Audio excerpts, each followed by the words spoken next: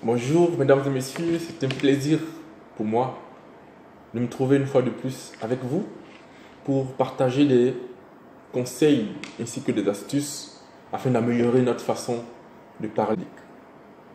Aujourd'hui, nous allons traiter du sujet de l'humour. Comment intégrer de l'humour dans notre intervention?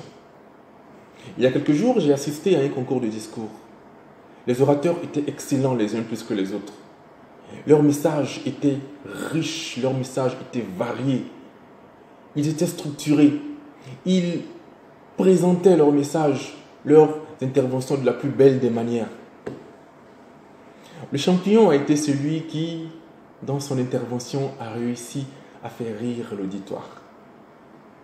Réussir à faire rire l'auditoire est une aptitude exceptionnelle pour une personne qui désire briller dans la prise de parole en public. Les orateurs les plus drôles sont les plus mémorables. Après avoir entendu une personne qui a réussi à vous arracher un sourire, qui a réussi à vous arracher un rire, vous avez du mal à l'oublier. Son message reste gravé dans votre mémoire, dans votre cœur, dans votre âme. Réussir à faire rire un auditoire, c'est les toucher au-delà de l'esprit, c'est toucher leur cœur, toucher leur âme, toucher leur sensibilité.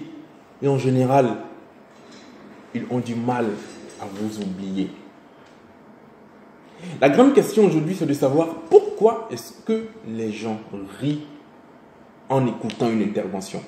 C'est sur cette base que nous allons vous partager 3 phases qui vont vous permettre certainement de déclencher l'hilarité dans vos interventions.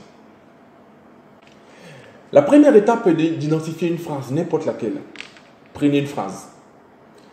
Deuxième étape, il vous faut vous poser la question de savoir qu'est-ce que l'auditoire imagine, suppose, voit en écoutant cette déclaration ou cette phrase.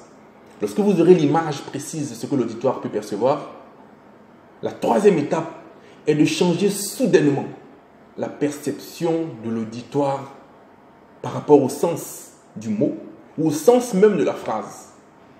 Vous aurez la surprise et la surprise va entraîner l'hilarité. Mesdames et messieurs, le secret donc de l'hilarité, c'est d'écouter le sens des mots, d'écouter le sens des phrases que nous prononçons, d'en identifier leur double connotation, leur double signification et de briser les hypothèses que l'auditoire peut se faire en les écoutant. Je ne saurais clore ce propos sans féliciter ce champion, M. Anguy Marceau, du club Toastmaster de la BAD, qui, à travers cet humour bien structuré, cet humour bien concentré, nous a appris qu'il fallait vivre ses rêves, qu'il ne fallait plus jamais attendre. Comme lui, je nous recommande à tous d'écouter de façon précise le sens des mots et des phrases que nous prononçons afin de surprendre notre auditoire et le faire rire aux éclats tout en leur transmettant la quintessence du message pour lequel nous sommes là. Nous étions donc à notre rubrique Parlons bien, parlons peu. Je vous dis merci et à très bientôt pour la prochaine fois. Au revoir.